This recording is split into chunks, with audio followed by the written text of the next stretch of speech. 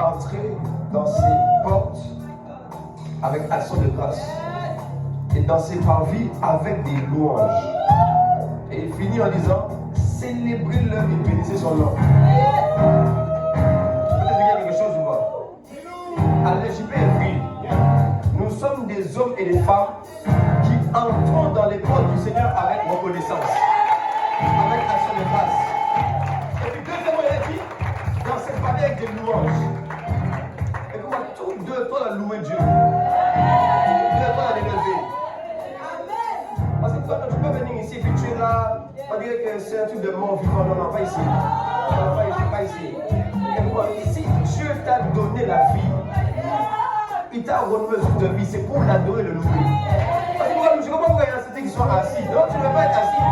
Là, on va de louer Jésus et d'élever Jésus. Ne comprends pas que tu prends ton corps, que tu prends ta bouche, que tu n'as pas honte. Car il n'a pas eu honte de toi. Donc la honte va pour toi. Donc toi, tu es là pour l'élever, tu es là pour le glorifier, tu es là pour l'adorer, tu es là pour danser. Tu n'es pas. Non, c'est lui qui m'a élevé. Voilà, je veux l'élever. Aujourd'hui, je veux le célébrer. Célébrez-le, bénissez son nom. Nous célébrons Jésus. Nous célébrons Jésus. Donc là, tu es. Je fais un décompte. Non, on doit t'enseigner. Genre, à l'église, on veut pour être enseigné, pour être formé. Mais tu dois apprendre, tu sais, en Christ là, il n'y a plus de nationalité. C'est pas vrai. En Christ, il n'y a plus ni de rouge, ni de vert, ni de jaune, ni de bleu.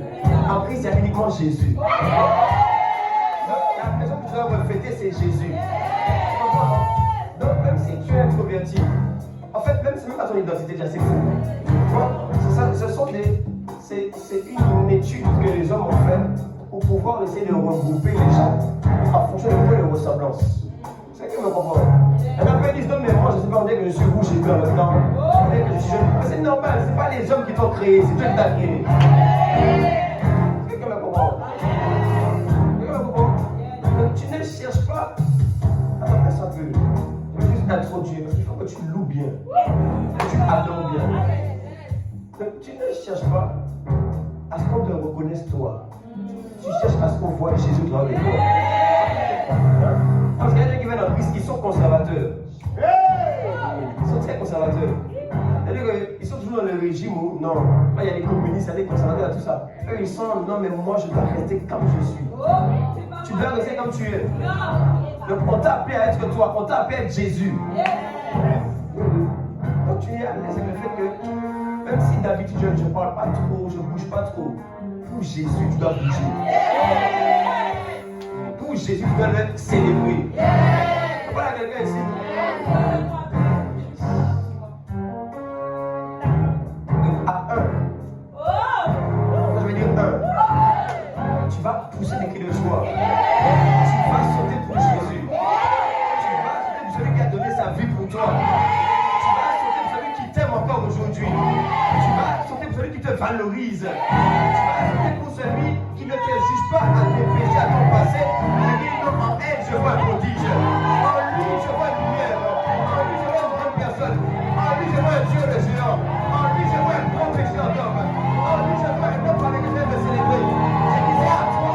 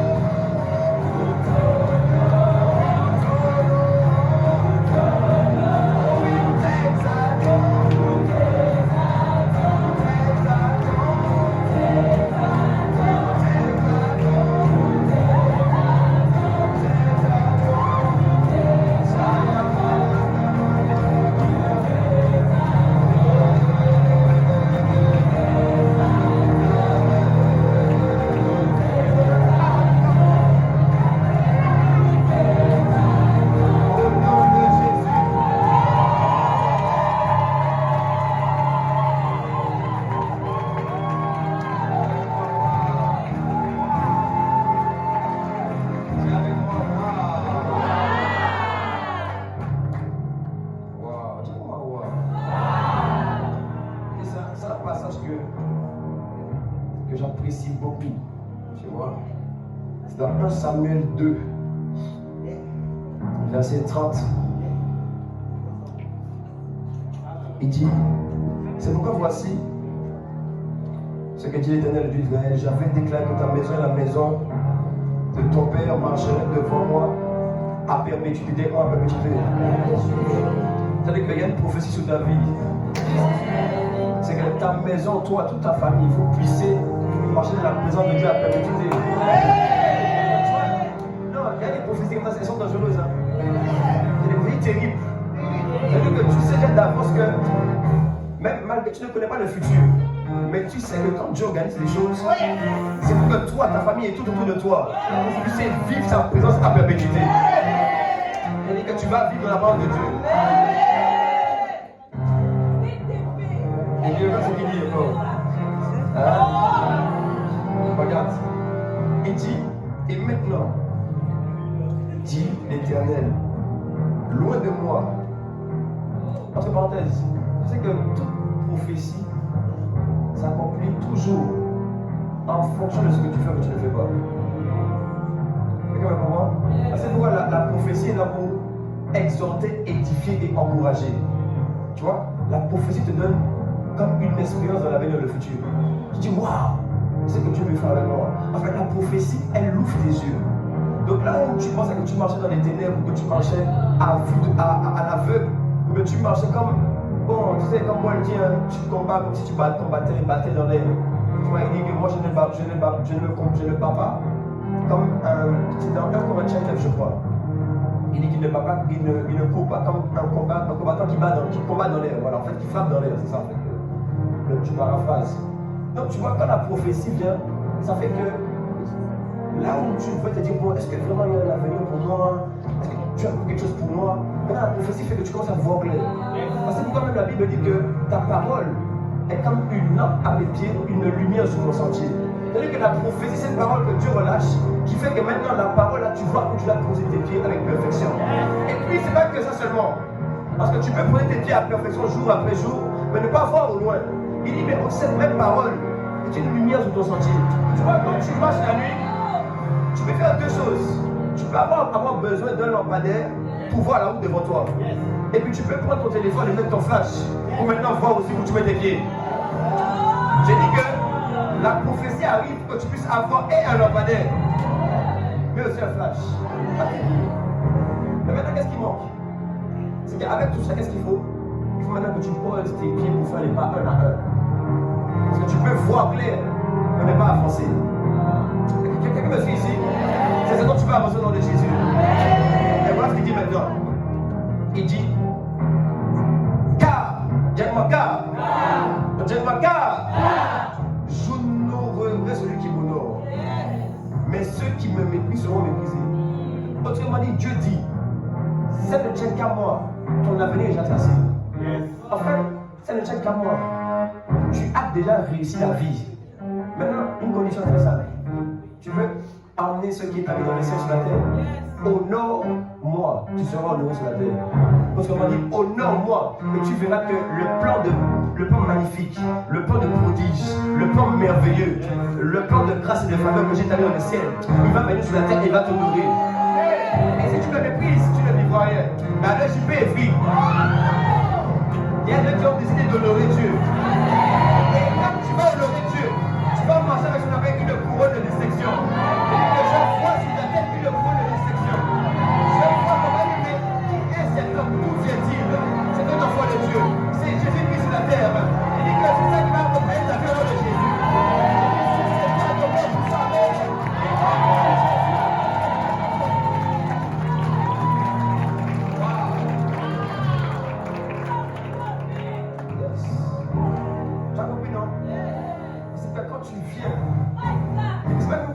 D'ailleurs, c'est même pas que tu viens à l'église. Parce qu'en vrai, si tu fais pas ça à l'église, tu ne fais pas chez toi. Tu vois la question? Non, j'ai dit si tu vas à l'église, tu ne fais pas chez toi. Mais le but maintenant, c'est que quoi? C'est que quand tu viens à l'église, on t'apprend ça. Pas pour que tu fasses que le dimanche, mais pour que ça devienne un mode de vie. Donc je prie que maintenant, à partir d'aujourd'hui, le mode de vie de célébration, de louange de Dieu, d'exaltation de Dieu, de ne pas avoir honte de l'évangile ni de Jésus. Ça devient ton mode de vie au nom de Jésus. C'est-à-dire que quelqu'un part d'ici en déposant sa personnalité. Tu déposes ta personnalité, tu déposes tes habitudes, tu déposes ta manière de... Comment tu veux que Jésus puisse se mouvoir si tu ne... Écoutez, vous savez que à l'époque, surtout d'Israël, je fais une parenthèse, c'est une grande parenthèse. Ça fait du bien à quelqu'un. Parce qu'on est là pour enseigner, pour former. Tu ne peux pas venir à la culture là, tu es assis, on demande de louer Jésus, tu sais quoi? Non, tu sais c'est qui Jésus? Tu sais qui est Jésus? Tu sais qui est Jésus? Ah, toi tu vas toujours au Jésus de la Grèce. Tu sais comment quand tu vas revenir là, à la fin des temps? Tu sais comment il sera? Tellement Jésus est puissant, c'est même pas lui qui va mettre Satan en enfer. C'est un de ses anges. Quand tu ne lis pas la Bible, tu ne dis pas c'est qui l'Apocalypse. Et il va envoyer Gabriel, il va dire bon Gabriel va gérer ça là. Jésus est tellement puissant qu'il n'a pas besoin de se déplacer pour que Satan aille en enfer. Oui. Jésus est tellement puissant, tu sais quelque chose? Il est tellement puissant que son œuvre qu'il a établie il y a plus de 2000 ans est en train de travailler encore aujourd'hui. Alors que toi, ta famille, ce que notre président depuis, maintenant on la voit plus. Hein? Alors que Jésus a établi une œuvre, aujourd'hui tu viens seulement, tu dis à un démon, bon, au nom de Jésus, je te chasse. Le démon reconnaît la puissance qu'on a il y a plus de 2500 ans. On est en 2025, donc il y a plus d'environ 2026 ans. Le démon connaît ça. Donc, et puis toi, quand tu veux juste être là, Jésus. Tu sais qui est Jésus? C'est le plus puissant. C'est le plus merveilleux. On ne peut pas l'arrêter. On ne peut pas le freiner. Il est digne de gloire de notre louange. Apocalypse 5. Comment je crois Apocalypse 5. C'est lui qui est digne d'être honoré, glorifié. À lui seul, on a la sagesse. Toi, tu penses que quand on a parlé de l'époque des Lumières, tu penses que c'était eux les vraies lumières? C'est faux. Les frères lumière, à l'époque des philosophes, ils ont amené une sagesse qui a... Ta sagesse là que tu as envoyée, elle ne peut même pas sauver un homme. Il va toujours en enfer avec ta sagesse. Mais la sagesse de Jésus, c'est une sagesse qui délivre les hommes des voies des ténèbres. Quand tu marches avec sagesse, tu vois, la sagesse des philosophes, là, tu peux toujours rester dans les ténèbres. Quand tu rentres chez toi, les démons de ta base. Mais quand tu marches dans la sagesse de Jésus, tu marches d'une manière. Un démon arrive par ici, tu ne le vois pas. Un autre démon arrive par là, tu ne le vois pas. En fait, la sagesse de Dieu est celle qui fait en sorte que Dieu est révélé au travers de toi. C'est pourquoi même il dit, je peux aller partout, mais c'est pas grave. C'est pourquoi même il dit que Dieu a voulu, ça c'est Paul qui le dit, il a voulu démontrer sa sagesse au travers de l'Église. Donc tu vois, quand les gens te parlent de sagesse, mais qu'on ne reconnaît pas Dieu au travers de ça, c'est pas la sagesse. Quelqu'un me comprend? Les 24 veilleurs se prosternent devant lui, devant celui qui est assis sur le trône. Écoute-moi, les 24 veilleurs sont des gens qui sont assis sur des trônes. Ils ne sont pas assis sur des chaises. Eux, ils sont assis au ciel à côté de Dieu, sur des trônes. Ils sont assis sur les trônes. Et puis, ils font quoi? Ils se prosternent devant celui qui est assis sur le trône. Donc, ils reconnaissent que nous, on a des trônes, mais il y a quelqu'un qui a un trône. Et puis, ils disent quoi? Ils adorent celui qui vit au siècle des siècles. Et ils font quoi? Ils jettent leur couronne. Est-ce que...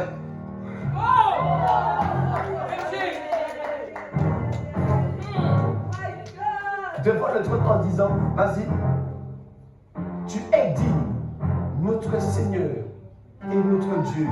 Je parle de 24 hommes vieillards, c'est les anciens qui sont établis autour du trône de Dieu.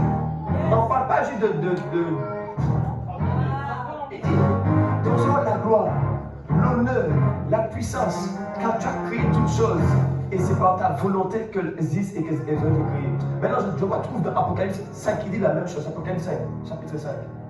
Donc, comment les 24 veillards, eux, ils ont une couronne vraiment sur leur tête. Tu vois, nous, c'est spirituel. Eux, vraiment, ils ont la couronne. C'est-à-dire, ils peuvent la saisir, la jeter. Eux, ils sont assis. Même la Bible explique dans l'Apocalypse qu'ils passent leur journée à faire ça. Qui a déjà lu l'Apocalypse ici? Moi, pourquoi tu lis l'Apocalypse? Tu vas comprendre certaines choses. C'est-à-dire que tu crois trop des fois que Dieu c'est ton enfant sur le gamin. C'est pourquoi il n'y a pas trop de crainte de Dieu en toi. Tu fais ce que tu veux, tu vis comme tu veux. Tu crois que comme Jésus est mort à la croix, qu'il t'a aimé, du coup que tu peux toujours jouer. Frère, c'est... Tu ne peux pas éduquer quelqu'un aujourd'hui.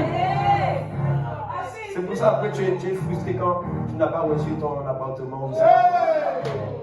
C'est qui? Marc verset 6. 7. Attends, regarde, je vais trouver ça. Je pense que c'est Apocalypse 5, 10. Je vais trouver ça. Exactement, c'est celui, c'est ça. Excuse-moi, on est dans le prophétique, tu vois. Oui, c'est ça. Va au verset 12. Oui. Va au verset 11. Je vais te montrer quelque chose. Est-ce que tu veux voir quelque chose ou pas? Mais non, mais ton voisin, on regarde comment il est. Je regardais et j'entendis la voix de beaucoup d'anges autour du trône. Des êtres vivants et des veillards. Et leur nom était des myriades de myriades et des milliers de milliers. C'est-à-dire qu'autour de Dieu, il n'y a pas 2, 3, 4 personnes. Il y en a des milliers, des millions. Tu vois, des milliers, mais que tu fais 1000 familles, ça fait combien? Hein? Mais on n'a pas dit des 1000 familles. On a dit tu prends des milliers. Que tu multiplies par des milliers. Tu arrives facilement à des milliards. Et puis, verset 12, ils disaient d'une voix forte.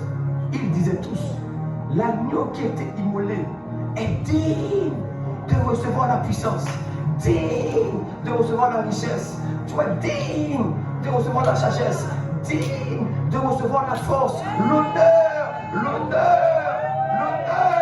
la gloire et la louange.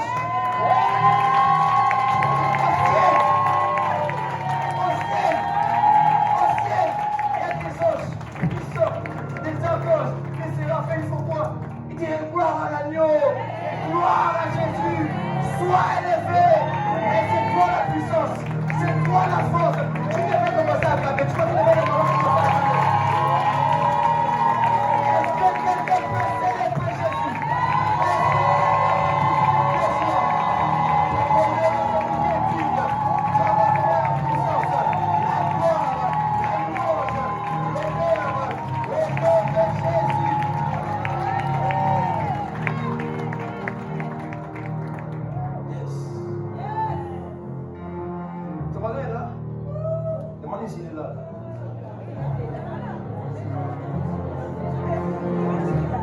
Parce que je vais te dire, à l'église, on est là pour être formé et transformé.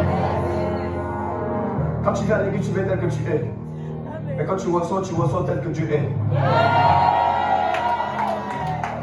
Quand tu viens à l'église, tu viens tel que tu es. Mais tu reçois tel que Jésus est. Et ça, c'est normal. Et même s'il n'y a pas ça, là, c'est que si moi je vais venir à l'église. Ou bien alors tu es venu à l'église, mais ton esprit est à la maison. Tu parles à quelqu'un? Oui. On est à l'aise avec le fait qu'à l'église, on est là pour être transformé, bougé, métamorphosé. Et pourquoi ta vie ne va pas changer si toi-même tu vas transformer? C'est pourquoi tu attends trop des prières. Tu devrais attendre beaucoup plus de la transformation. Parce que c'est la transformation intérieure qui produit une transformation extérieure. Tu parles à quelqu'un? Il dit quoi? À l'église, on vient pour être transformé. On vient pour être équipé. On vient pour être rendu conforme à l'image de Christ. Moi, j'ai dit une chose, je refuse au ciel des gens qui n'ont pas reçu l'identité de Dieu. Célèbrent plus Dieu que moi-même qui suis son fils et qui ai reçu son vérité. Ça veut dire que c'est une forme de mépris énorme. Est-ce que tu sais qu'un ange n'a pas d'identité divine? C'est un serviteur de Dieu. Dans Hébreu 1, je crois verset 7, entre 7 et 9, on l'explique. Donc, ce sont des serviteurs au service de Dieu. Toi, quand les démons te voient, ils voient Jésus en toi. Toi, quand les démons te voient, ils voient Dieu en toi. Donc les démons même se sont soumis aussi. Parce que quand tu parles, ils t'écoutent. Ah, mais je t'explique, les démons, quand tu parles, ils t'écoutent. Oui. Et puis toi, qui as reçu un si grand trésor, tu vas mépriser ça. Tu parles à quelqu'un, tu vas mépriser ça. Tu vas tenter de louer, tu devrais aller sur le de louer. Tu devrais célébrer. Si même seulement tu devais danser, tu dois même danser comme il faut. J'ai dit, si tu devais danser, tu dois danser. Je vais t'aider. La preuve même que tu es libre et que tu as vraiment connu l'amour de Dieu, c'est que tu es libre de faire n'importe quoi devant même les gens et ça ne te dérange pas. Donc si tu n'es pas libre de bouger un peu et puis de sortir un peu de ta zone de confort, c'est-à-dire qu'il est possible qu'il y ait un peu quelques démons qui te tiennent un peu. J'ai plus que tu sois libre à partir de jour dans le jeu. Quand tu ramènes les trop petits. Ah, en fait, toi tu es bien quand les gens commandent un peu tes ordres. Hein.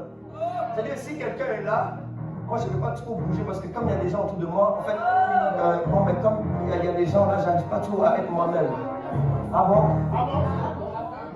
Donc du coup, toi tu acceptes que comme les gens sont là, tu n'arrives pas un peu à bouger, tu n'arrives pas un peu à célébrer, parce que mais qu'est-ce qu'on va dire de moi? Donc du coup, c'est le regard des gens qui t'intéressent. Tu parles à quelqu'un? Nous sommes une église où Jésus-Christ est libre de nous transformer. Il est libre de nous travailler. Parce que même quelqu'un qui veut me suivre, il doit d'abord faire quoi? Renoncer à lui-même. Donc quand tu viens tel que tu es ici, après on t'apprend à renoncer à toi. Ah, tu vois, ton amen est petit. Quand tu viens tel que tu es, mais on t'apprend aussi à porter ta croix. Donc il y en a même, c'est vous, vous devez beaucoup célébrer là. Ceux qui n'aiment pas trop, c'est vous qu'on attend. C'est vous qu'on attend. Tu sais pourquoi? Parce que tu es libre, Jésus-Christ. Parce que le regard des hommes ne te définit pas. Donc tu n'es pas n'importe qui. Mais tu es devenu un enfant de Dieu. Tu es une nouvelle créature. Yes. Tu es déjà guéri dans les blessures intérieures. C'est ton verbe qui t'a blessé. Tu as reçu un nouvel esprit.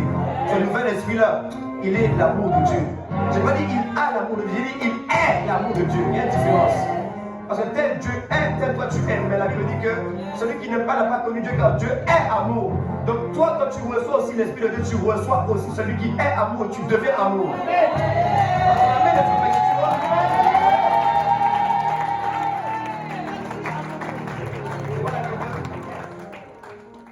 Je parle à quelqu'un. J'ai dit quand on vient à l'église, on vient pour être transformé par Dieu. Amen. Parce que la vérité c'est que si tu venais tel que tu es et que tu ne vois pas tel que tu es, ça veut dire que Dieu ne t'aime pas.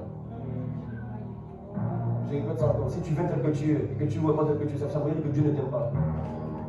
Parce que tu sais très bien, et nous savons tous, que ton monde extérieur dépend de ce qu'il y a à l'intérieur de toi. Donc si on te laisse tel que tu es, alors que ta vie aujourd'hui est définie à cause de ce que tu as à l'intérieur, on ne t'aime pas à côté, on ne t'aime pas à avancer, on ne t'aime pas si on fait ça.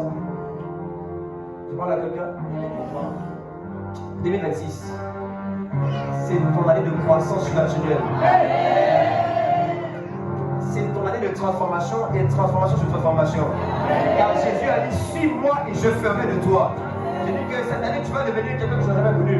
Tu vas devenir Dieu sur la terre. Tu es déjà, tu me vas le voir. Au nom de Jésus, le moins puissant, amen.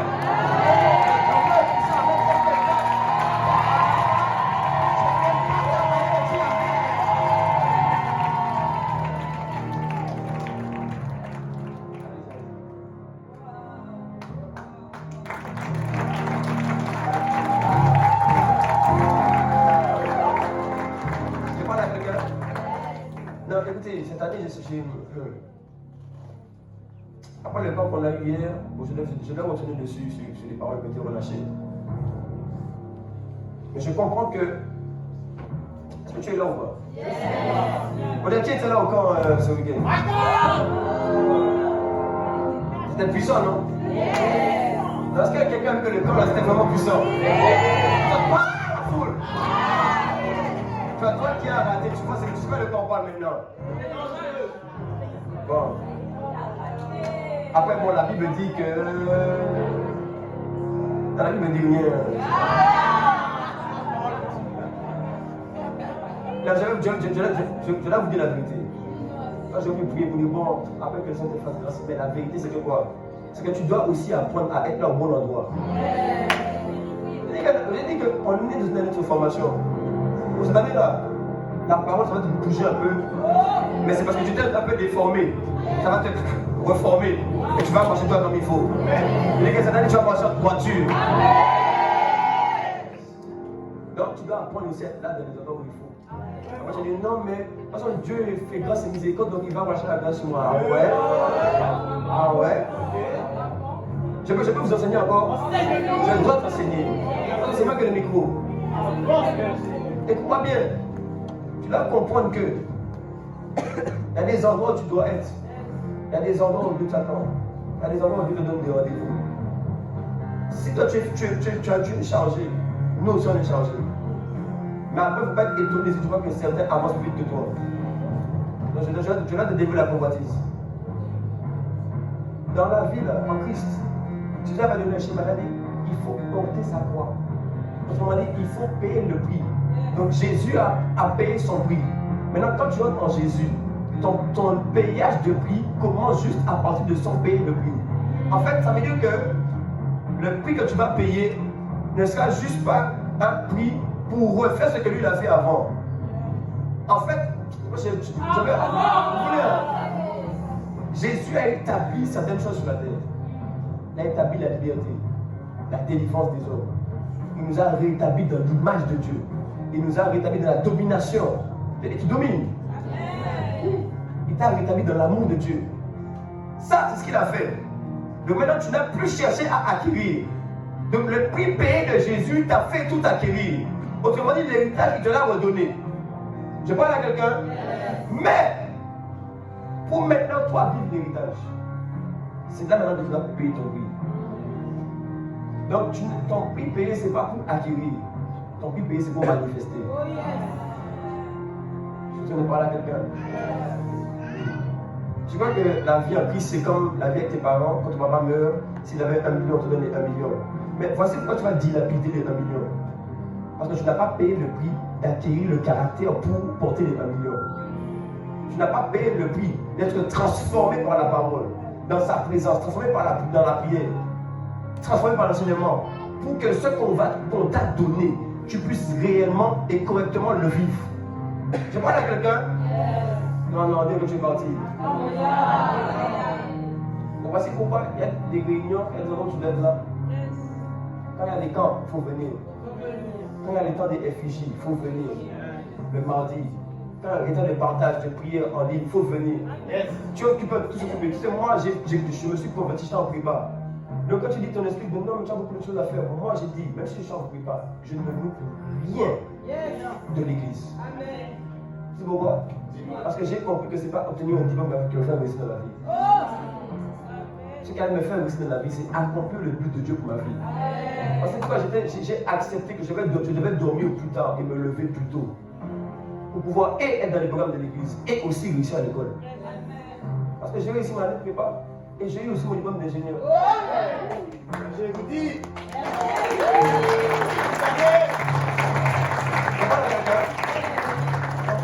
La vérité, mais tu vas avancer. Cette année, tu vas avancer. Tu vas avancer. Tu vas avancer. Tu parles à quelqu'un? Donc, il y a des programmes, il faut être là. Bon, j'ai pris de sa miséricorde que Dieu te fasse grâce quand même. Les temps seront disponibles sur YouTube. Mais il y a des choses qu'on vit en présentiel. Tu parles à quelqu'un? Donc, cette année, c'est l'année de l'engagement avec Dieu. C'est l'année du dévouement avec Dieu. C'est l'année de la profonde dévotion. Quand Jésus a dit l'année du disciple, c'est-à-dire qu'il attend que tu te donnes à lui entièrement. Je prie que tu te donnes à Dieu entièrement dans le Jésus. Je prie qu'il n'y ait aucune résistance dans ton cœur, mais que ton cœur soit totalement ouvert à le recevoir et à le prendre. Donne-moi un puissant Amen. Est-ce qu'il y a quelqu'un qui veut s'engager cette année avec Dieu? Tu as compris? Bon, le cas de puissant, il est à moitié. Vraiment puissant. Et tu vois, je veux revenir sur Je vais revenir sur quelques points pour asseoir ça bien encore aujourd'hui. Oui, vous pouvez vous asseoir si vous voulez. Ça, vous pouvez rester debout aussi, c'est bien. Ah! Parce qu'il y a des soldats maintenant aujourd'hui.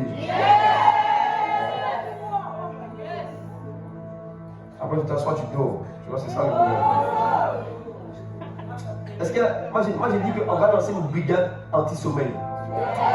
C'est-à-dire que si tu dors là, on n'arrive pas sur toi.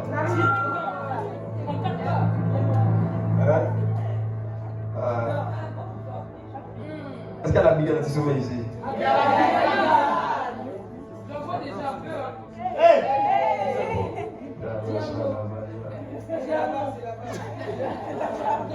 Est-ce que tu es là ou pas?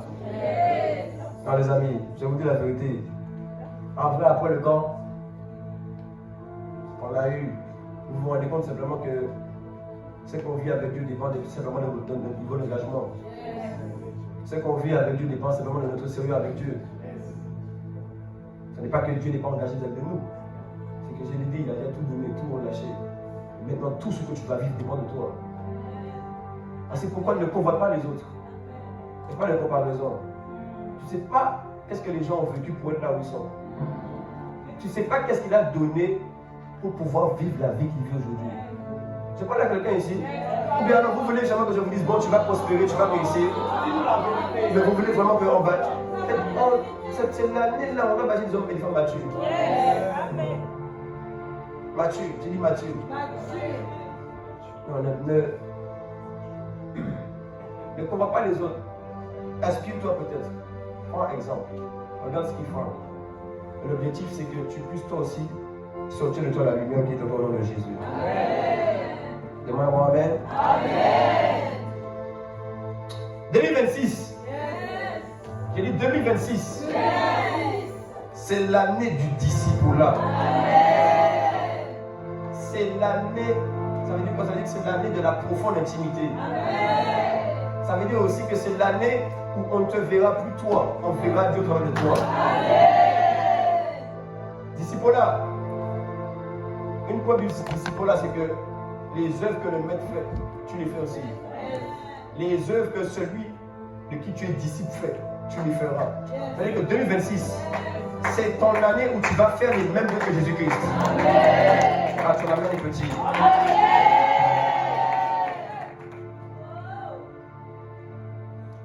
C'est pourquoi aujourd'hui je veux parler de suivre pour accomplir le rêve de Dieu. Je répète, j'ai dit suivre pour accomplir le rêve de Dieu. Accomplir le rêve de Dieu. Matthieu 4, 19 dit, suivez-moi et je vous ferai quoi? Pécheur d'homme. Dis quoi pécheur d'homme? Et vous, entre parenthèses, le un des signes que tu es vraiment converti, c'est que tu as envie de pécher des hommes. Un des signes que tu es vraiment converti, c'est que tu as envie de faire quoi? De pécher les hommes. C'est-à-dire de ramener les gens à Jésus-Christ. La preuve, quand on voit que les gens se convertissent, dès qu'ils sont convertis, ils ont toujours envie de témoigner, de dire oh, qu'est-ce que Jésus a fait pour moi? Oh non, il m'a aimé. Oh non, mais quand je suis rentré à l'église et que j'ai donné ma vie à Jésus, j'ai vu quoi? J'ai vu son amour. J'ai vu que oh, il y avait la paix. J'ai vu qu'il m'a délivré, qu'il m'a libéré. J'ai vu comment il m'a accepté malgré tous mes péchés. Et quand tu vis ça, tu te sens privilégié, tu dis non, je ne peux pas garder ça seulement pour moi, mais donc je vais le donner aux autres. Donc c'est pour ça que Jésus a dit, quand tu me suis là, la porte que tu vas devenir, c'est un pécheur d'homme. Parce que d'ailleurs, écoutez-moi bien, la fin d'une chose doit être plus grande que le commencement. Autrement dit, si tu as commencé avec une soif de pécher des hommes, ça veut dire qu'à la fin, tu ne dois pas finir avec une soif de pécher des hommes, mais avec une soif de pécher de millions et de milliards d'hommes. Je parle à quelqu'un ici. Donc, si tu as soif de pécher des hommes, autrement dit de le ramener déjà à Jésus, à baisser, aujourd'hui ça va remonter dans le Jésus. Arrêtez d'écouter les gens qui disent non, ça c'est les ailes du nouveau converti. Ça c'est les ailes du nouveau converti qui doivent continuer de croître. Parce que la fête du Dieu vous fait quoi? Elle vaut mieux. Ça veut dire qu'elle est supérieure, qu'elle est bien plus grande que le commencement. Donc normalement, tout ce que tu as vécu au commencement doit être plus grand aujourd'hui que ce qu'il y avait au commencement. C'est pourquoi je dis que cette année, et dès aujourd'hui, que le Seigneur restaure la soif de lui en toi. Qu'il te donne une soif de Dieu au nom de Jésus. Amen. Et qui va mettre en toi le cœur pour gagner les âmes. Amen. Suivez-moi, je ferai quoi? Et vous des pécheurs de... Ainsi maintenant, on va aller à Luc 14, 23. Pourquoi il a dit ça? Parce que Dieu a un désir dans son cœur. Yes. Luc 14, 23. Et le maître dit au serviteur, va dans les chemins et le long des haies, et ce que tu trouveras, contrains-les d'entrer, afin que ma maison soit remplie. Le maître ici, c'est l'image de Jésus. Les serviteurs là, c'est nous. C'est pourquoi d'ailleurs tu dois aussi devenir serviteur dans l'église. Tu dois t'engager dans l'église. À un moment tu commences, tu es nouveau. Après tu deviens membre. Après tu deviens serviteur. Tu parles à quelqu'un? Quand tu dois servir. C'est pas notre église à nous, c'est l'église de ton père. Donc tu ne sers pas pour nous faire plaisir. Tu sers pour pouvoir commencer à réjouir le cœur de ton père à toi. Amen. Ah, tu vois ton amen est petit. Mais qu'est-ce que Jésus dit ici? Il dit que j'ai un désir en moi, c'est que ma maison soit remplie. Va au verset, donc plus haut. Comme ça, des fois, comme ça, vous allez comprendre un peu. On va aller au verset, je passe le verset.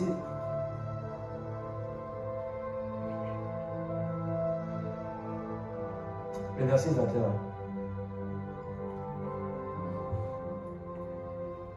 Tu l'as? Écoutez. Dans cette parabole, qu'est-ce que le maître a dit au serviteur? Il lui a dit, bon, j'ai prévu un repas, j'ai prévu un plat, j'ai prévu un rendez-vous, j'ai une invitation là, un banquet à manger, il y a tout ce qu'il faut. Tu vois? Il dit, bon, va chercher les invités. Qu'est-ce que les invités disent? Il y en a qui dit, moi, je vais me marier, ça ne m'intéresse pas ton histoire. Il y en a qui disent, bon, moi là, j'ai mon entreprise. Il y en a qui disent, non, moi j'ai mes bœufs, j'ai mes vaches. Tu vois, je dois gérer mes affaires, je dois gérer mon business. Là, il y en a aussi qui disent, hey, le dimanche, je travaille. Ah!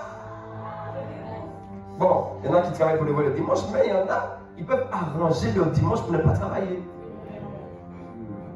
Ça, c'est pas pareil. Je m'arrête là. Il y a quelque chose ici. Il y a quelque chose ici. Donc, tu vois, il y en a, ils ont toutes sortes d'excuses. Il dit, bon. Il dit, bon, je sais quand même, tu sais quoi? On va chercher les estropiés, les malades. On va chercher ces gens-là. Donc, disons, verset 21, il dit quoi? Il dit, le serviteur de retour rapporta ces choses à son maître. Alors, le maître de la maison, irrité, dit à son serviteur, écoutez-moi bien. Je voulais que vous puissiez comprendre une chose. Le cœur du maître est irrité quand les gens ne viennent pas à l'église et ne reviennent pas à lui. En fait, vous croyez trop que le fait de voir les âmes revenir à l'église, à Jésus d'abord, et après quand ils reviennent à Jésus, on les met à l'église pour leur croissance, vous croyez que c'est une histoire pour ceux qui servent Dieu, dans les pasteurs, les évangélistes, tout ça là. C'est faux. Nous, on a commencé à s'intéresser à ça. On n'était pas encore bergers. Parce que ce n'est pas pour les bergers, c'est pour quiconque aime Dieu et qui veut faire son plaisir. Yes. Tu sais, si tu as des irritations dans ton cœur, tu vas chercher à ce que les gens qui sont le plus proches de toi résolvent ces irritations. C'est vrai. Ok, je ne vais pas parler de gens ici. C'est comme ça même que tu es blessé dans ta famille parce que tes parents n'ont pas fait ci et ça que tu attendais. Parce que toi, tu avais des besoins à certains moments. Wow. Tu avais des irritations dans ton cœur. Hein? Tu sais, les fois où tu allais à l'école là, et puis que tu as fait bon, des fois c'est vrai que c'est pas toi. On t'a harcelé. Hein? On a fait des choses et qu'on a dit c'était toi. Maintenant, on t'a dénoncé. C'était pas toi, mais on t'a dit c'était toi. Maintenant, tes parents viennent. Toi-même, tu es déjà irrité parce qu'on a dit c'était pas toi. Maintenant, tes parents viennent encore. Et puis, ils sont élevés contre toi. Je me souviens de ça. Tu te souviens de ça? Et maintenant qu'ils sont élevés contre toi, là, tu vois, tu attendais quoi? Que tes irritations, parce qu'on a menti sur toi, soient comblées par au moins ceux qui sont proches de toi. Au moins mes parents. Au moins eux. Au moins mon grand frère. Mon grand frère, celui que je comptais. Celui qui me défend. Donc au final, même les parents ne te défendent pas. Et puis après, maintenant, ton grand frère aussi, normalement, c'est lui qui te défend. Il te dit non. C'est vrai après. C'est ça, mais je vois quelqu'un ici. Yes. Donc, tu t'attends à ce que les gens proches de toi viennent porter tes hésitations. Ils viennent porter tes fardeaux. Ils viennent porter ce qui te fait mal. Parce que moi, j'aime dire une chose. Vous savez à quoi je sais que quelqu'un a vraiment rencontré Jésus? Je vous dis quelque chose. Je sais que quelqu'un a vraiment rencontré Dieu. Je sais que lui, vraiment, il est converti. Quand je le vois, quand je parle avec lui, je sais qu'il commence à avoir un désir de gagner des âmes et puis de prendre soin des autres. Parce que tu ne peux pas rencontrer le cœur de Dieu sans que maintenant Dieu mette son cœur en toi. Mais le cœur de Dieu a poussé Dieu à faire quoi? À envoyer son fils à la croix pour qu'il meure pour le salut de l'humanité. Écoutez-moi, mais je peux vous dire quelque chose. Le JP, c'est une église en mission. Amen. Et nous avons une mission. Notre mission, c'est réjouir le cœur du Père. Notre mission, c'est faire en sorte que le Père qui est au ciel dise: j'ai trouvé un homme, une femme, selon mon cœur, et qui accomplit ma volonté. Alors, tu vois là, tu vas lui être debout. C'est pas que je prêche les choses. Tu vois, ça ne t'intéresse pas tout ce que je prêche. Là, tu préfères que je te dise que non, tu vas percer cette année. Hein? C'est ce que tu veux. Je te donne des vraies solutions pour avancer. Notre mission, nous sommes là pour qu'à la fin, le Père dise: nous avons été agréables à lui. Nous sommes là pour que quand le Père nous voit, il dise: non, voici enfin quelqu'un qui apaise mon fardeau et qui ôte mes irritations. C'est pourquoi il dit, voyons le passage, 21-21. Regarde qu'est-ce qu'il dit. Irrité, dit à son serviteur: va promptement dans les places, dans les rues de la ville, et amène ici les pauvres, les estropiés, les aveugles et les boiteux. Donc, le cœur là, du Père a dit une chose au serviteur. C'est pour ça que j'ai dit que je ne crois pas que tu peux dire que tu as rencontré Dieu et puis qu'il ne t'a pas dit: va promptement dans les places, va promptement dans les rues, va promptement dans ta famille, va promptement à l'école, va promptement au travail. Pour faire quoi? Pour que tous ceux-là qui ont besoin. En fait, ici, c'est des gens qu'on appelle ceux qui sont dans le besoin. Pour que tous fassent quoi? Ils reviennent à moi. Verset 22. Le serviteur dit: maître, ce que tu as ordonné a été fait. Et il y a encore de la place. Donc, il dit: ok, maintenant j'ai ramené une première partie. Gloire à Dieu, non? Yes. Mais c'est pas fini. Yes. Il dit: il y a encore de La place. Verset 23 dit: et le maître dit au serviteur: va encore. Tu vois, je te dis, si tu rencontres Dieu le Père, il doit te dire: va. C'est la saison où tu vas aller. Amen. C'est la saison où tu vas aller. Amen. Et ce que tu trouveras contraire même d'entrer. C'est ce qu'on appelle anakazo. Le mot contraire ici, c'est anakazo. Il dit quoi? Afin que ma maison soit remplie. Donc le Père, son irritation va être apaisée quand sa maison va être remplie. Tu parles à quelqu'un? Yes. Un signe que tu as vraiment envie d'aller plus loin avec Dieu. Que tu marches avec lui. Tu communies avec lui. Que tu as une intimité avec lui. Ce n'est pas qu'ils ont besoin de prière, c'est faux. C'est pas vrai. Il y en a beaucoup, ils prient beaucoup. Ils font 2 heures, 3 heures, mais pourtant quand ils prient, ok. Attention, je ne suis pas en train de dire qu'il va prier beaucoup, c'est faux. Parce que d'ailleurs, si tu parles beaucoup, tu ne vas pas être fort. C'est parce que certains là ici sont trop faibles. Cette année aussi, on va monter dans la prière. J'ai dit la vérité. Cette année, on va monter dans la prière. Parce que tu es trop faible. Après, je dois t'enseigner aussi comment prier. Parce qu'il y en a, ils prient. Vous pouvez en dire qu'ici, on est dans.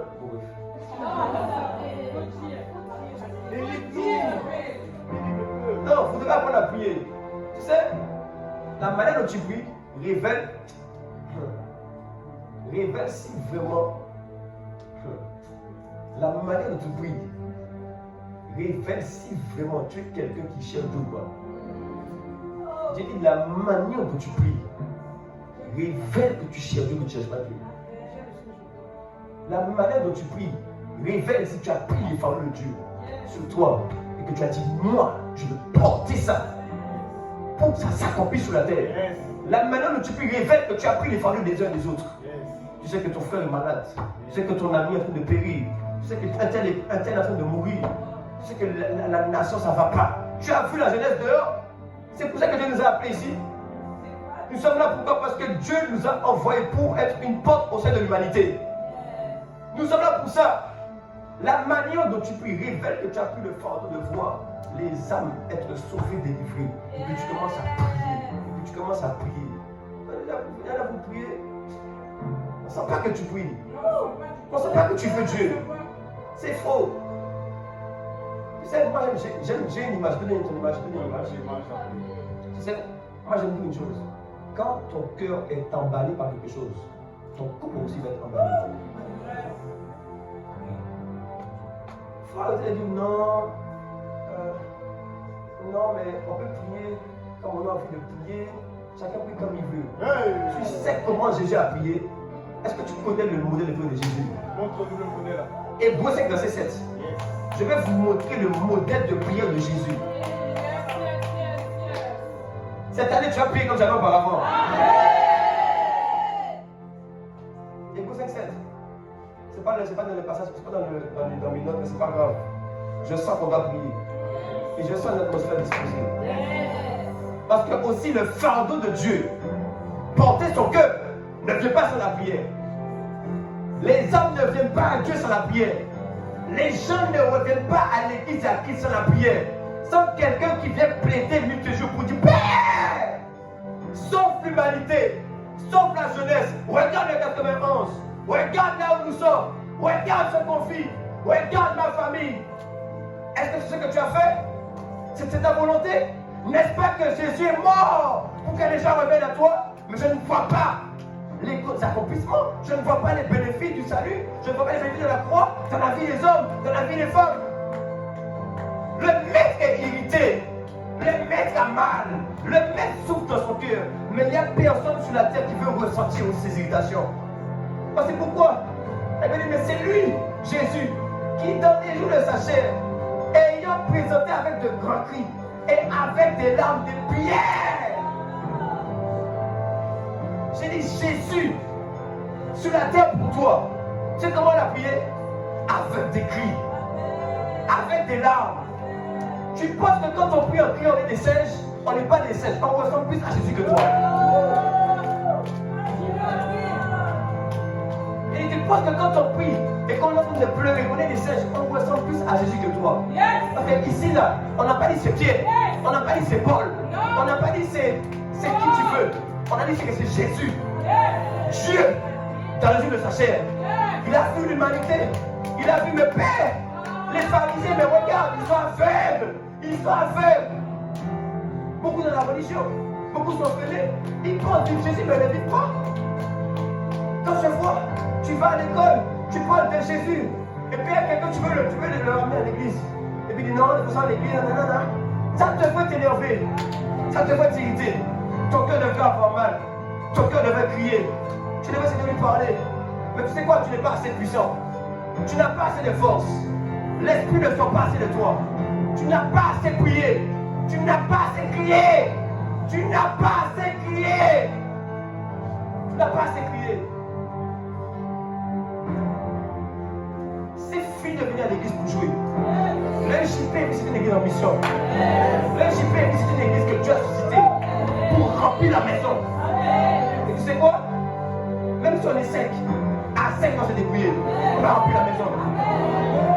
Jésus a pris 12, avec les 12 dans la chambre haute, 120. Tu vois, avant que l'église commence, les 120 ont prié 10 jours, enfermés 8 jours. Il n'y a pas de nourriture, il n'y a pas à manger, il n'y a pas de confort. Mais il cherche Dieu et il soupire, il me dit, oh Dieu, il y a un plan, il y a un projet, mais fais ta volonté. Fais ta volonté. C'est le cœur que tu peux hériter. Le cœur que tu peux hériter. Et toi, quand tu parles aux hommes, tu n'es pas hérité. C'est normal. Tu veux que Dieu prenne tes fardeaux, mais tu ne prends pas ses fardeaux. Tu veux que Dieu prenne tes soupirs, mais tu ne prends pas ses soupirs.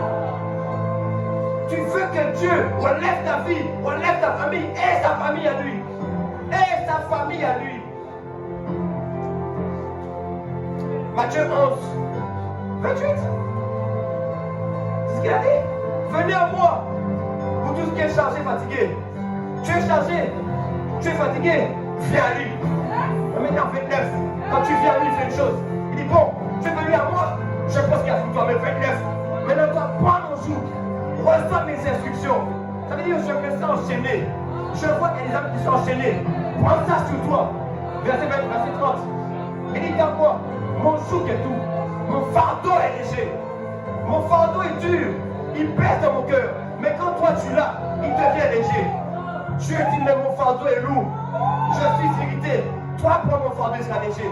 Et maintenant, tu viens et tu commences à prier. Et tu commences à crier. Arrêtez de croire que la prière, c'est pour les singes. C'est pas pour les singes. Jacques 5, verset 16.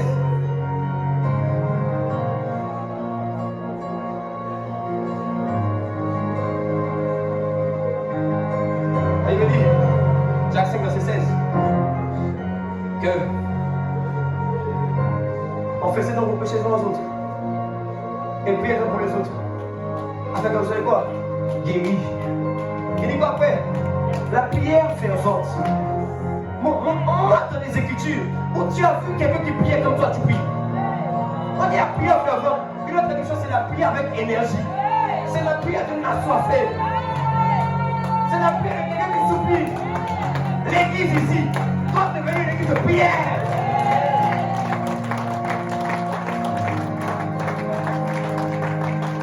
La maison doit être remplie. Mais sans un homme se donne à la prière. Une femme qui crie à Dieu mais toujours. C'est qu'avant que Jésus naisse, c'est qu'est-ce que Dieu a fait? Il a envoyé une femme qu'on appelait Anne. On dit Anne, elle servait Dieu. Son ministère, c'était servir dans le jeûne et dans la prière. Dans le jeûne, sans manger et dans la prière. Verset 17, vas-y. Élie était un homme de la même nature que nous. Il priait avec insistance. Avec insistance. Il a prié, il a crié. C'est ce qu'on prie avec insistance. Avec insistance. C'est tu prends une posture où tu sais, c'est-à-dire qu'on te sent même qu'on voit que tu es là. En fait, tu es tellement en train de pousser, tu es tellement en train d'insister. Quand tu peux insister, ça se voit. Tu dois commencer à vraiment prier. Tu dois commencer à vraiment chercher Dieu. Tu dois commencer à vraiment crier à Dieu. Le réveil vient d'abord par la prière. Les hommes ont venu, Dieu veut, mais ils ont besoin que les hommes aient pris pour eux. Quand tu vas parler aux gens, il faut que tu aies passé beaucoup de temps à crier, à soupirer, que la puissance vienne sur toi. Et quand tu vas prendre la t'écouter, c'est peut-être notre pas. Tu dis oui, ma famille, mes parents ne m'écoutent pas. Tu sais pourquoi tu ne pries pas? Tes parents ne t'écoutent pas. You don't pray. À partir de cette saison, tu vas commencer à prier sérieusement. Je dis que celui qui est là qui veut, là où tu me lèves tes mains et commence à prier. Mala sopra de Kadefahas. El paliazo de Fray et de Fray Sekayadava. Samala tose Pragada Tuzabaradava. Tu dois prier en langue. Élie pria avec instance. Élie pria avec instance. Arrête de prier comme un religieux. Arrête de prier comme un religieux. Élève la foi. Et dis au Seigneur, il y a la vision, il y a la mission. La maison doit être remplie. La maison doit être remplie. Mais on a besoin de toi. On a besoin de toi. Nous devons être des hommes, des femmes de la prière. Des hommes, des femmes qui crient à Dieu, qui supplient,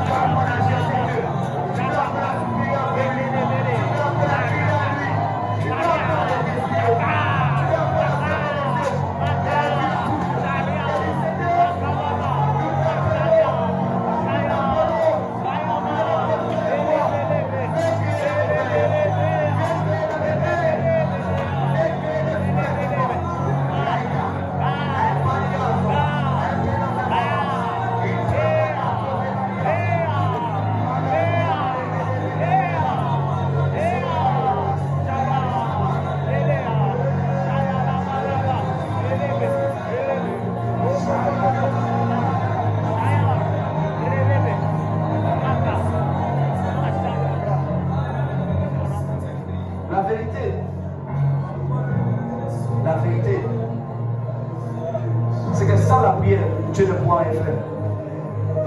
La vérité, c'est que tu dois prier pour être fort. Tu dois prier pour être puissant. Tu dois prier pour être loin. Tu dois prier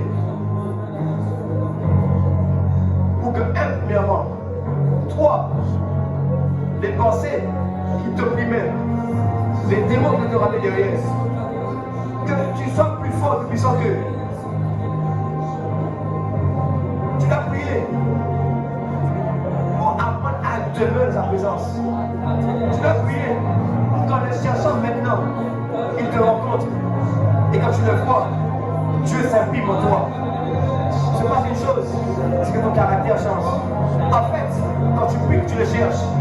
Tu le rencontres. La puissance de Dieu vient sur toi. L'amour de Dieu rentre en toi. Ton caractère est conforme au ciel. Tu sens qu'il y a comme quelque chose qui t'environne. Ce qu'on appelle la présence de Dieu. Tu sens qu'enfin la parole peut rentrer en toi. Ce qu'on appelle arroser la semence. Tu as besoin de prier en cette saison. Tu as besoin de prier sérieusement cette saison. Tu as besoin de soupirer. De soupirer.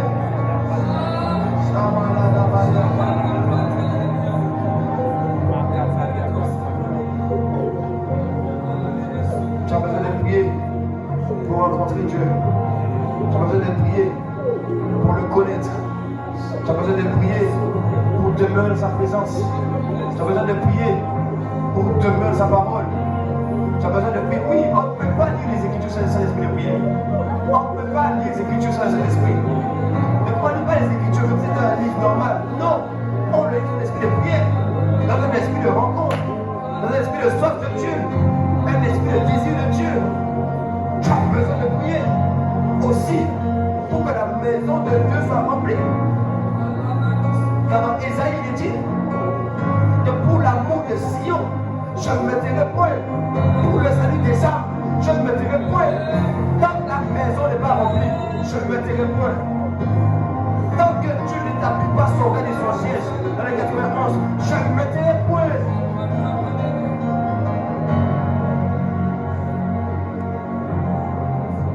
Je ne peux plus te taire. C'est l'ennemi qui veut fermer ta bouche. C'est le moment pour toi de te donner entièrement. Arrêtez avec les raisonnements, les systèmes de pensée. Non, mais c'est pas comme ça qu'on prie. Parce qu'on prie comme ça, c'est des singes. Jésus a prié comme ça, Élie a prié comme ça.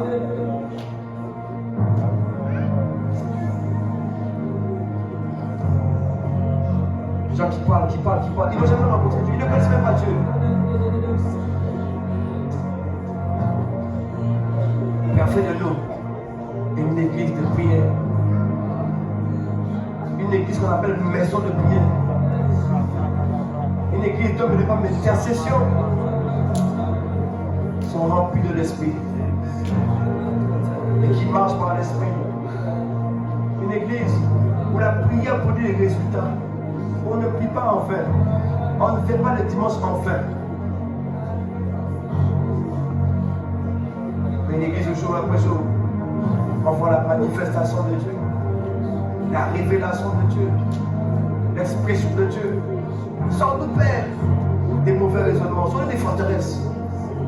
Délivre les pensées humaines. Délivre la sagesse humaine. Délivre-nous de ces enseignements erronés, non fondés. Délivre-nous de la religiosité et fais-nous entrer dans la relation.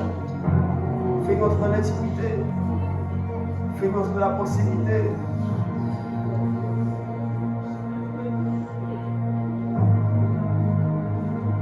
Fais-nous être de ceux qui entrent et qui demeurent ce qu'on appelle le conseil de Dieu. Et que les hommes et les femmes d'intimité qui peuvent devenir comme Abraham nous ont accès au conseil de Dieu. Qu'est-ce que c'est que le conseil de Dieu? Le conseil de Dieu, c'est une dimension où, comme Dieu avait dit à Abraham, cacherai-je à Abraham ce que j'ai prévu de faire. C'est une dimension où, quand Dieu le fait sur la terre, il te parle.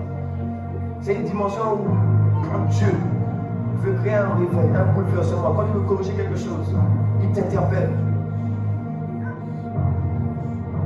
Mais ce n'est pas seulement pour les gens qui prient, c'est pour les gens qui prient, qui cherchent Dieu et qui parviennent à l'intimité.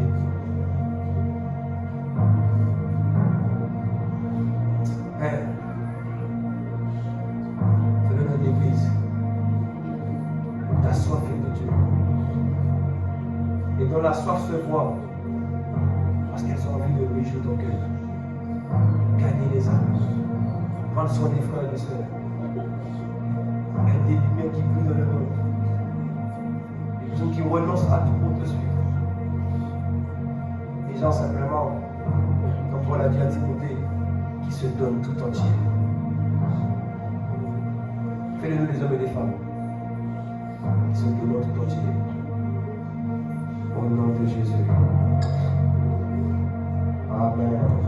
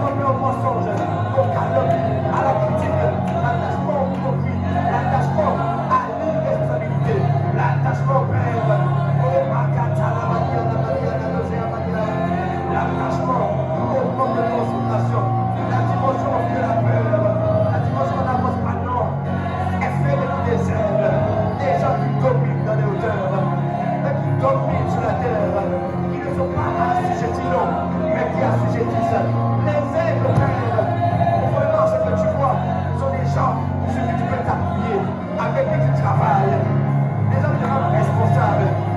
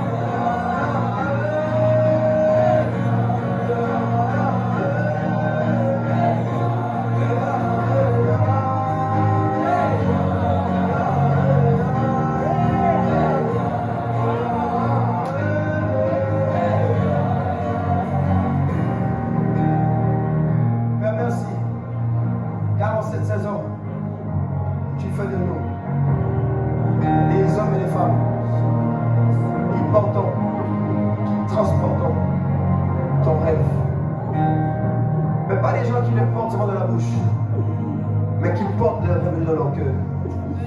Et ça se voit par deux actions. Parce que le rêve est dans ton cœur. Parce que le désir de Dieu, la soif de Dieu, le désir de faire sa volonté, de lui plaire dans ton cœur, il se voit deux choses. Tu commences, un, à parler à Dieu, deux, à parler aux hommes. Parce que le rêve est dans ton cœur. Tu vas vouloir commencer à parler à Dieu. Autrement, tu vas vouloir commencer à prier davantage. Tu vas vouloir commencer à crier, à le chercher davantage. Tu vas vouloir commencer à demander ce que ta volonté soit faite sur la terre comme elle est faite au ciel. Tu vas demander son règne davantage. Tu vas sortir de l'église, bien dans la joie, il n'y a pas de problème, atmosphère de paix. Mais tu vas vouloir crier à Dieu parce que tu vas voir qu'à l'église, les chaises sont encore vides. Tu vas voir qu'il y a encore beaucoup d'heures qui ne sont pas encore ici. Tu vas crier à Dieu, tu vas pleurer. Et deuxièmement, tu vas vouloir aussi parler aux hommes. Tu vas vouloir annoncer la parole. Tu vas vouloir parler aux frères et aux sœurs. Tu vas vouloir devenir un gardien des frères et des sœurs. Tu vas vouloir ramener les gens à la maison de Dieu. Et tu vas vouloir aussi prendre soin d'eux. Que Dieu fasse de toi cette saison un intercesseur. Que Dieu fasse de toi en cette saison un homme et une femme de prière au nom de Jésus. Que Dieu fasse de toi un puissant pécheur d'homme au nom de Jésus. Que Dieu fasse de toi en cette saison un berger qui te fait au nom de Jésus. Dans ton appel et tout, je veux que c'est ce que je parlais.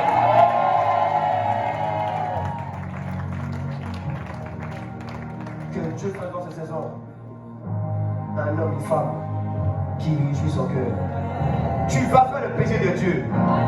Tu vas rendre le cœur de Dieu adouci. Il y a des hommes sur la terre, ils s'adoucissent. Oh, mais que ce soit toi qui adoucisses le cœur de Dieu dans Jésus. Alléluia. Non, acclame Jésus vraiment, acclame Jésus vraiment. Acclame Jésus pour de vrai. Il a placé son cœur en toi. Non, mais acclame Jésus pour le vrai. Acclame Jésus.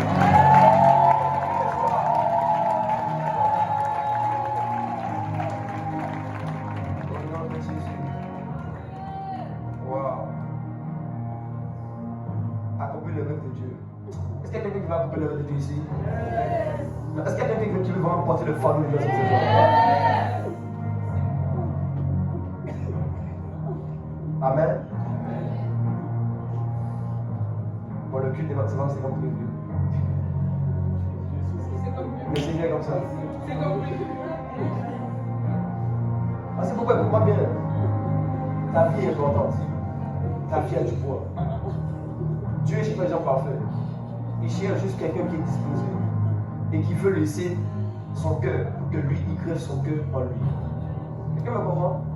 Dieu veut juste prendre ton cœur. Il faut aller pas besoin de perfection. On appelle vite, non, je ne suis pas assez parfait. Non, mais je ne sais pas comment faire.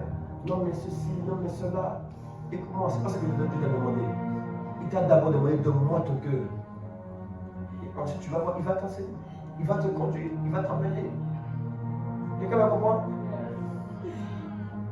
C'est toi la dernière carte de Dieu en cette saison. Tu en amènes, petit.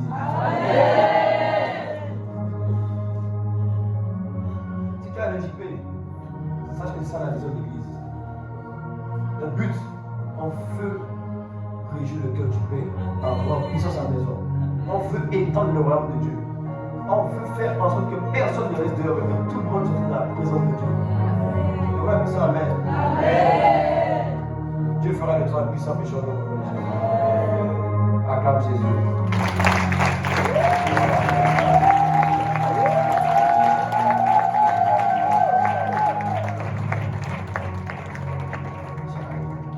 Ok. Alléluia. Est-ce que tu es là? J'ai donné un bon yes au fond. Tu vois, ça réjouit mon cœur. Merci. On arrive à la fin du culte. Est-ce qu'on doit voir le message? J'ai rien pour ici pour le message. En tout cas, je ne veux pas que tu es parti avec le rêve de Dieu. Amen. que j'ai acheté escape et tout, je dois enseigner sur ça. Il faut que je revienne là-dessus. Sur un, reconnaître un père et deux, suivre des bergers. Très important.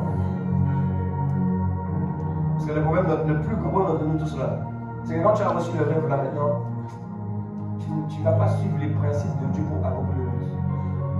Quelqu'un me comprend, non? Parce que même si tu as le cœur à vouloir gagner les âmes, il y a des principes. Tu vois? Personne ne se fait tout seul.